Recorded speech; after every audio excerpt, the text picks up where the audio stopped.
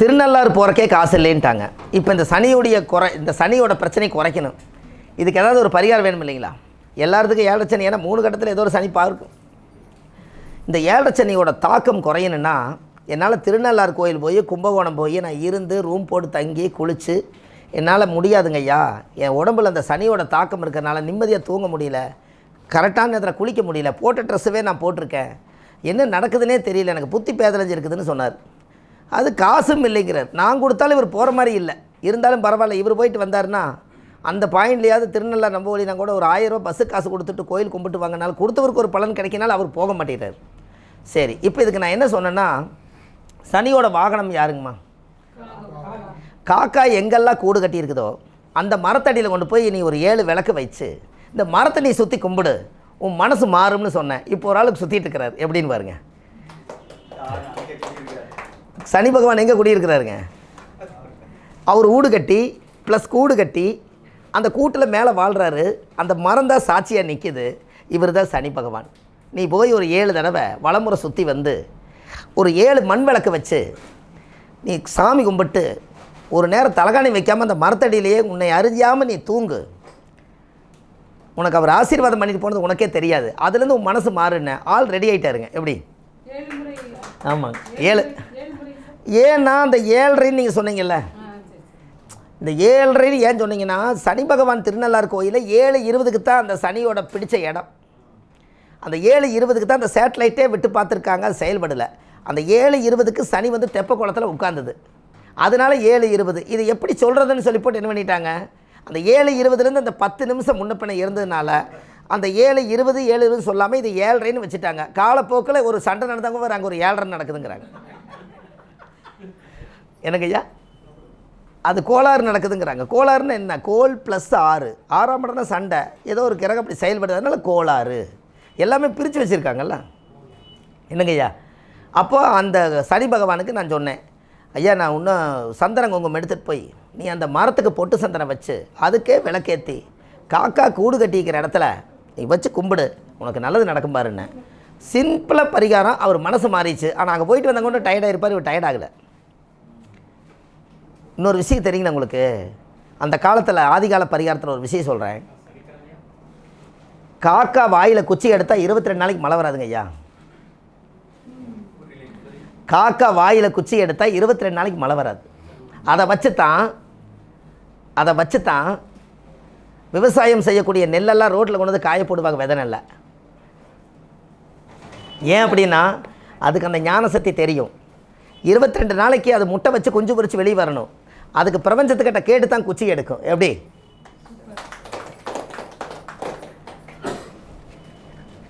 ஐயா அப்போது எவ்வளவு அறிவுன்னு பார்த்தீங்களா? நம்ம சாதாரணமாக அவங்கள கண்டுக்க மாட்டேங்கிறோம். அது பிரபஞ்சத்தோடு பேசிகிட்டு இருக்குது பாருங்களேன். என் குழந்தை நினையும் எல்லா கூடும் டார்ச் மாதிரி வீடு கட்டிட்டீங்க, காக்கா கூடு மட்டும் ஓட்டையோடு தான் கட்டுவோம், என் புள்ள நினையணுமா? அது எப்போ நினையாமல் இருக்கிறதுக்கு பிரபஞ்சம் சொல்லுன்னு சொல்லி மழை எப்போ வராதுன்னு வரண பகவானை கேட்டு குச்சி எடுத்தால் மழை சத்தியத்துக்கு கட்டுப்பட்டது 22 நாளைக்கு வராது மழை. எப்படி? அப்போ நம்ம இன்னும் ரொம்ப யோசிக்க வேண்டியது இருக்குதுங்களா ஐயா? என்னங்க ஐயா? ஐயா தூக்கணாங்குருவி கூடு நீங்கள் பார்த்துருக்கீங்களா இல்லையா? 2வது மாடி கட்டாதவங்களாம் தூக்கணாங்குருவி காடு உண்மையாலுமே கூடு கட்டி வாழ்கிறதுக்கு விளக்கு போட்டால் 2வது மாடி கட்டிடுவாங்க. சார் ஃபஸ்ட்டு ஃப்ளோர் நீங்கள் கட்டுறீங்கல்ல வீடு, எப்போ போல் ஃப்ளோர் கட்டிடுறீங்க. இந்த மாடி எடுக்க முடியாத தடைகள் இருக்குதுல்ல நிறைய பேர்த்துக்கு, அவங்க தூக்கணாங்குருவி கூடு எங்கே வாழுதோ அங்கே போய் விளக்கு வச்சாங்கன்னா 4 நாளைக்கு விளக்கு வச்சா போதும். 4ஆம் இடம் தானே வீடு. அதுக்கப்புறம் நீங்கள் போய் லோன் கேட்டாலோ ஒரு வீடு கட்டினாலோ இது பண்ணாலும் நீங்கள் இன்னொரு மாடி ஏற்றிடுவீங்கன்னு. அது என்ன காரணம்? தூக்கணாங்குருவி எத்தனை மேலே ஒரு வீடு கட்டுதா, கீழே ஒரு வீடு கட்டுது. அப்போ இயற்கையே என்ன பண்ணுதுங்க? 2 மாடி வச்சு தான் கட்டுது. சார் மனிதர்களை விட தூக்கணாங்குருவிக்கு ரொம்ப அறிவு ஜாஸ்தி. என்னென்னு கேளுங்க. ஒரு குடும்ப சந்தோஷத்தில் கணவன் மனைவி ஈடுபடும் போதும் கூட தன் பெத்த புள்ள பாத்திரக்கூடாதுங்கிறதுக்காக குஞ்சு பறித்து மேலே வச்சுட்டு கீழே வாழுதுங்க. என்ன எப்படி? அதுக்கு ஒரு பெட்ரூம் லைட் வேறு. முதல்ல மண்ணை கொண்டு போய் வச்சு அமுத்தி மின்னாம்பூச்சி கொண்டு போய் அமைச்சு அது நைட்டு பொழிச்சுன்னு வருது இல்லையா? இந்த மாதிரி அப்பாவோட உறவு பாசங்கள் கிடைக்காம இருக்கிறவங்க, அப்பாவோட சொத்து கிடைக்காம இருக்கிறவங்க, இந்த அப்பாவோட சூரியனோட காரகத்தும் இல்லாதவங்க ஒரு நாள் சிவன் மலைக்கு போயிட்டு வாங்க. என்ன காரணம் சொல்லுங்கள் பார்ப்போம்.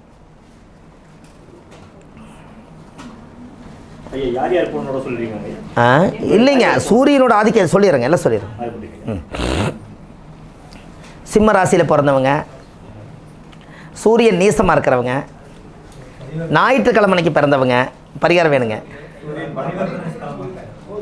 அதையும் தாண்டி இன்னும் சூரியன் பலமாக இருக்கிறதுக்காக பரிகாரமே சூரியன் பலமான பரிகாரம் தான். ஆனால் சிவன் மலைன்னு சொல்லிட்டு அதுக்குள்ளே ஒரு ரகசியம் என்னங்க சார்? முருகர் இருக்கார், ஆனால் சிவன் மலை தான் சொல்லுவாங்க. அது விளக்கு வச்சு சிவனாட்ட காட்டுவாங்க. ஓகே சார், அதுக்கு என்ன ஒரு இதுன்னு கேட்டிங்கன்னா, சிவன் மலையில் ஒரு ரகசியம் இருக்குது. நாங்கள் ஏதாவது ஒரு கோயிலுக்கு போனோம்னா அங்கே ஏதாவது ஒரு முக்கியமான ஒரு விஷயத்தை கண்டுபிடிப்போம். இல்லாட்டி ஐயர்கிட்ட கேட்டு நாங்கள் தெரிஞ்சு அது பரிகாரத்துக்கு வச்சுக்குவோம். நீங்கள் சிவன் மலைக்கு போனீங்கன்னா நவகிரகம் அந்த கோயிலில் இருக்கும். நவகிரகங்கள் எல்லாமே நம்ம கோயிலில் ஒன்று தெற்க பார்த்துருக்கும், ஒன்று மேற்கு பார்த்துருக்கும், ஒன்று வடக்கு பார்த்துன்னு இருக்கும், ஒன்று கிழக்கு பார்த்துருக்கும், நடுவில் சூரியனார் இருப்பார். அந்த கோவிலில் மட்டும் பார்த்தீங்கன்னா சூரியனார் வந்து நடுச்சென்றில் இருப்பார். மீதி 8 கிரகம் சூரியனவே பார்க்கும். என்னங்கம்மா? மீதி இருக்கிற 8 கிரகம் அப்போ யாருக்கு பவருங்க? அப்போ சூரியன் கெட்டவங்களை எங்கே போகலாம்? Very good. என்னங்க ஐயா? என்னங்கம்மா? காங்கேயம் பக்கத்தில் என்ன மாவட்டங்க அது? ஈரோடா? திருப்பூர் மாவட்டம் காங்கேயம் போகிற ரோட்டில் சிவன் மலையில் நவகிரகம் இருக்குது. அந்த ஆலயத்தில் 9 முறை சுற்றி கும்பிட்டு வாங்க. எல்லா கிரகம் சூரியனாரத்தான் பார்க்குது. ஐயா சொல்கிறாரு பாருங்க, அந்த அட்ரஸ் தான் அது. ஏன்னா யூடியூப்பில் போச்சுன்னா இன்னும் இதுக்கு ஒரு ஃபோன் மடித்து கேட்பாங்க. திருப்பூர் மாவட்டம் காங்கேயம், படியூர் தாண்டி காங்கேயம் பக்கத்தில் சிவன்மலை என்ற ஆலயம் இருக்கிறது. அந்த ஆலயத்தில் 9 கிரகங்களும் அங்கே இருக்குது. அதில் சூரியனாரை வந்து 8 கிரகங்களும் ஒரே நேர்கோட்டில் பார்க்குது. இதை மக்கள் எல்லாரும் போய் பாருங்கள். இதுக்கு சந்தேகம் வேண்டாம், ஃபோன் பண்ண வேண்டாம். இருந்தாலும் நீங்கள் சிவன்மலைன்னு கொஞ்சம் கூகுள் அடிங்க. அங்கே இருக்கிற பிராமணர்கிட்ட நம்பர் வாங்கி தைரியமாக போயிட்டு வாங்க. நன்றி. ஏன்னா இதை சொல்லலின்னு வைங்களேன், இதை சொன்னவரை கூப்பிடுங்கம்பாங்க. நம்ம ஏதோ ஒரு வேலையில் இருப்போம், அதுக்கு ஃபோன் எடுக்கல, அப்புறம் ரெஸ்பான்ஸ் கொடுக்கலைம்பாங்க. அது முதல்ல அங்கே சொல்லிட்டு அங்கே போயிடும் சார். அது அப்போது அந்த கோயிலில் அப்போ சிவன் மலையில் சூரியனாருக்கு அவ்வளோ பவர் இருக்குதுன்னு சொன்னால் எல்லாத்துடைய கண் பார்வையும் 8 கிரகங்களும் அஷ்டத்துக்கும் சேர்ந்து சூரியனை பார்க்கும்போது அப்போ அங்கே சூரியனுடைய ஆதிக்கம் அதிகமாக இருக்கிறனால முருகன் மலையவே சிவன் மலையாக மாற்றிட்டாங்களா? Very good. எப்படி? என்னங்க ஐயா? சூரியனாரு சிவன். அப்போ 8 கிரகம் பார்த்ததுனால என்ன மலைன்னு பேர் வந்ததுங்க? பார்த்துக்குங்க, எவ்வளோ சந்தோஷம் அது. ஐயா அது முருகமலை. ஆல்ரெடி மேலே போனீங்கன்னா உச்சவரே முருகர் தான், ஆனால் சிவன் மலை. ஆனால் சூரியனுடைய ஆதிக்கம் அங்கே அதிகமாக இருக்கிறனால அது வந்து சிவனாகவே மாறிடுச்சுங்களா? இன்னும் சொல்ல போனால் முருகன் வந்து குழந்தை தான், ஆனால் சிவனுக்கு பவர் கொடுக்குதாங்க. அதில் இன்னொரு ரகசியம் சொல்கிறேங்க. ஒரு 101 ரூபா செலவு பண்ணுங்க. அப்போ 8 கிரகம் யாருக்கெல்லாம் சூரியன் திசை பிறக்குதோ, யாருக்கெல்லாம் இந்த மாதிரி ஞாயிற்றுக்கிழமை பிறந்துக்கிறீங்களோ அவங்க போய் என்னைக்காவது ஒரு நாள் ஒரு சிவப்பு துணி வாங்கி பிராமணர் கையில் நவகிரகத்தை கொடுத்து போட்டு 101 ரூபா கொடுத்து அவர் கட்டிக்கிற துணியை அதை வாங்கிட்டு வாங்க. உங்களுக்கு சூரியனோட பவர் வீட்டுக்கு வந்துருமில்ல. கை தட்ட முடியாது, பரவாயில்ல விட்டுருங்க. இல்லை பரவாயில்ல விடுங்க சார். நவகிரகம் இருக்குது. நவகிரகத்தில் சூரியனுடைய சிவப்பு துணி கட்டியிருக்கிறாங்க. அதோட ஆற்றல் 8 கிரகம் கொடுத்த பிரசாதம் அது. அந்த 8 கிரகத்தோட பார்வையும் சூரியன் மேலே விழுகுது, சூரியனுடைய ஒளியும் அதில் விழுகுது. அந்த சிவப்பு துணி வஸ்திரத்தில் அந்த சக்தி இருக்குது. உங்களுக்கு சூரியன் திசை நடக்குது. 6 வருஷத்துக்கு அந்த வஸ்திரத்தை பிராமணருக்கு ஒரு 101 ரூபா கொடுத்து நீங்கள் கொண்டு போய் பல புது துணி கொண்டு போய் அதில் கட்டி விட சொல்லிவிட்டு அந்த துணியை வந்து பிரசாதமாக வாங்கி கொண்டு வந்து வீட்டில் கோதுமையில் முடிஞ்சு வைங்க. ஏனுங்க ஐயா? துணி இத்தா போகுதுங்க, 6 வருஷம் தானே. அப்போது அந்த அந்த பவர் இருக்கா இல்லைங்களா சூரியனுக்கு? அப்போ இனி சூரியனாருடைய கோவிலுக்கு பாருங்கள், இவ்வளவு பெரிய விஷயம் இதுக்குள்ளே இருக்குது. மக்களுக்கு அது வந்து போய் சேரல பாருங்களேன்.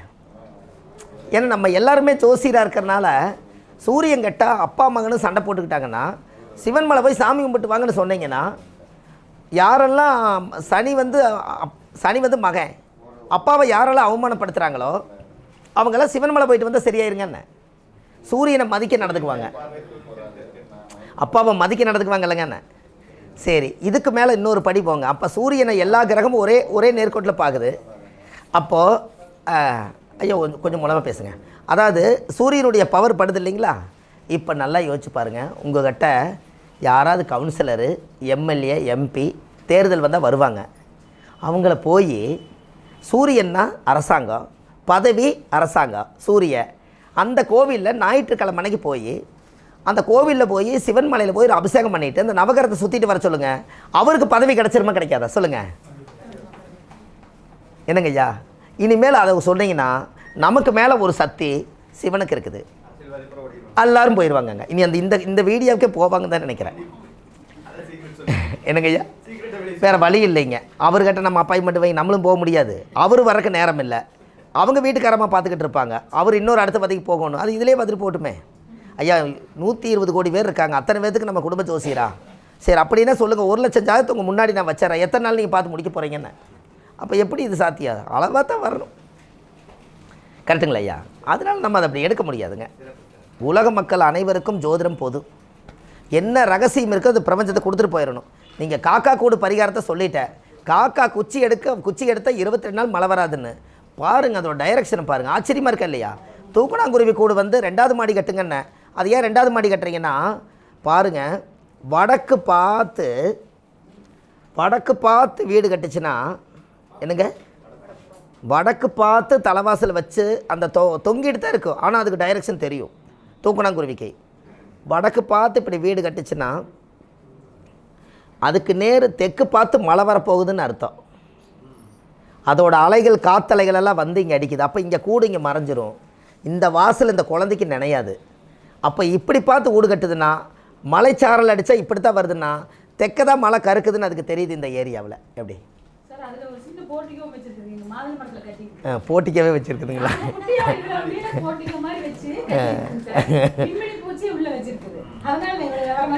ஆமாங்க. ஏன்னா அதோட குழந்தை எட்டி பார்க்குங்களா, தாய் தந்தைகள் வாழ்ந்தாலும் கூட. இன்னொரு விஷயம் என்ன, தூக்கணாங்குருவி கூடு கட்டுறது எவ்வளோ கஷ்டங்க ஐயா. அது எதில் கட்டுன்னு யாராவது தெரியுமா?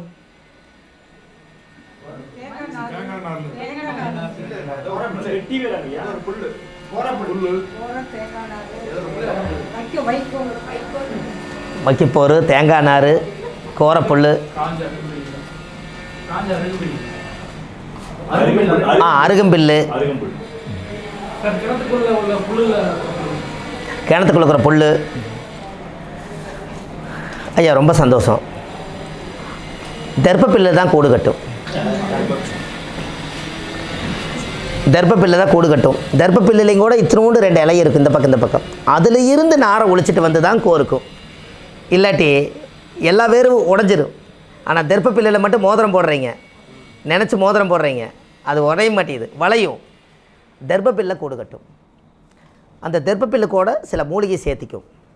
அதை சேர்த்திட்டு அந்த தர்ப்பப்பில்லோட ரகசியம் என்னென்னு கேட்டிங்கன்னா, அந்த கூடுக்கு வந்து யாரும் பாதுகாப்பில்லை இல்லைங்க. அது ஏன் கொனையில் போய் கட்டுதுன்னு தெரியுமா உங்களுக்கு? ஒரு வாது இப்படி வரும், இந்த இடத்துல அந்த கொனையில் தான் கட்டும். ஊஞ்சல் மாதிரி ஆடுது எல்லாங்க. அது எதுக்கு அப்படி கொனையில் போய் கூடு கட்டுதுன்னா, ஒரு பாம்பு மரத்தில் இருக்கும். பாம்பு இறக்கு எங்கேயும் போக வேண்டியதில்லை. முட்டை வச்சா முட்டை தின்னு போடும், குஞ்சு இருந்தால் குஞ்சு தின்னு போடும் பாம்பு. அதனால் அந்த ஓரத்தில் அழுங்காமல் அது பாம்பு கீழே வந்துச்சுன்னா சரிஞ்சு கீழே விழுந்துரு அந்த பாம்பு. அதனால அந்த கொனையில் போய் கட்டுச்சுன்னா பாம்பும் கூட பாதுகாப்பு பண்ணித்தான் கூடு கட்டுது. எப்படி?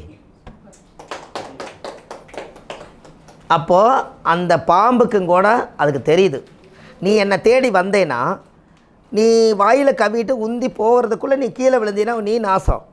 அதனால் நான் இன்னமும் ரொம்ப கொனையில் போய் கட்டுறேன்னா அதுக்கு பிடிமானம் கிடையாதுங்க. அந்த பாம்புக்கு அந்த சர்வல் இருக்கிற பிடிமானம் இல்லை, எகுத்து மேலே வர முடியாது பிடிச்சு. அதனால் என்ன பண்ணுங்க, அதை போய் தொட்டுச்சுன்னா இதாகு. அதனால தான் தூக்கணாங்குருவி எல்லாமே மரத்தில் வாழுது. நீங்கள் நல்லா யோசிச்சு பாருங்கள். அந்த காலத்தில் குருவி கூடு கட்டுறது குரங்குக்கு தெரியக்கூடாதுன்னு சொல்லுவாங்க. அதுவும் மரத்தில் தான் வாழுது, இதுவும் மரத்தில் தான் வாழுது. இது போகிறது தான் மனுஷன். ஒரு ரகசியமாக நீங்கள் ஒன்று செய்கிறத அது பிச்சுட்ருமல்ல கூண்ட கண்டா, அப்போ அதுக்கு தெரியாமையே கட்டுது. ஏன்னா மரம் அது உருவம் பெருசு குரங்கு, அந்த குனைக்கு எப்படி போகுது. ஆனால் அதுவும் வாழணும். ஆண்டவன் எப்படி வச்சுக்கிறான் பார்த்தீங்களா? அப்போது அந்த தூக்கணாங்குருவியில் அந்த மின்னாம்பூச்சி உள்ளே வச்சு அந்த சாரலெல்லாம் படாமல் 2 மாடி வச்சு அதுக்குள்ளேயே உள்ளே போந்து வெளியில் வருதுன்னா நாமளும் மாடி வச்சு உள்ளே வர்றோம். இதெல்லாம் ஒரு காலத்தில் 2 மாடி கட்ட முடியும்னு ஒரு ஆதிகால மனிதர் யோசிக்கிறார் இல்லைங்கண்ணே, இதுக்கு மேலே கட்ட முடியும்னு. அது தூக்கணாங்குருவி வச்சு தான் பறவை கண்டு விமானம் படித்தான்ங்கிற மாதிரி இதே பறவை வைத்து தான் 2 மாடி 3 மாடி கட்டடம் பேஸ்மெண்ட்டாக. இதாவது பேஸ்மெண்ட்டை போட்டு நீங்கள் வீடு கட்டிக்கிறீங்க, அது எந்த பேஸ்மெண்ட்டை போட்டுருக்குதுன்னு என்னங்க ஐயா? அப்போ அது எவ்வளோ ஒரு சக்தி இருக்குதுன்னு பாருங்கள். இதுக்கு பேரே அதுக்கு தூக்கணாங்குருவி கூடு. அந்த குருவி கூட்டுக்கு ஒரு பவர் இருக்குது. அந்த ஒரு இந்த ஒரு விஷயம் இதுக்கு என்னென்னா, அந்த தூக்கணாங்குருவி கூட நீங்கள் சுற்றிட்டு வந்தீங்கன்னா, நீங்கள் அந்த தூக்கணாங்குருவி கூட போய் என்னைக்காவது ஒரு நாள் தலை வச்சு படுங்க, இல்லை அந்த கொஞ்சம் நேரம் அந்த மரத்தில் சாஞ்சு உட்காருங்க. அதை கொஞ்சம் ஏதாவது சுற்றிட்டு வாங்க, இல்லை அங்கேருந்து மண் எடுத்துகிட்டு வாங்க. அந்த தூக்கணாங்குருவி கூட மண் கீழே இந்த மரத்து மண் வீட்டில் கொடுத்து வைங்க. புள்ள மேலே பாசம் இல்லாதவங்க எல்லாருமே புள்ள மேலே பாசமாக பேசுவாங்க. ஏன் அப்படி? அந்த குழந்தைக்காகத்தானே அந்த கூடே கட்டுது. அப்போ தாயும் பிள்ளையும் பிரச்சனை இருந்தால் அந்த தூக்கணாங்குருவி கூடு ஒரிஜினல் கூட்டில் அதை போய் எடுக்காமல் மண் எடுத்துகிட்டு வந்து அந்த மரத்தை சுற்றிட்டு வந்தாலே அங்கே தாயும் பிள்ளை எப்படி ஒரு கூண்டு குளுக்குறாங்களோ அதுபோல் ஒரே வீட்டுக்குள்ளே இங்கே தாயும் பிள்ளை சேர்ந்துருவாங்கன்னு ஒரு பாசம் தானுங்க ஐயா.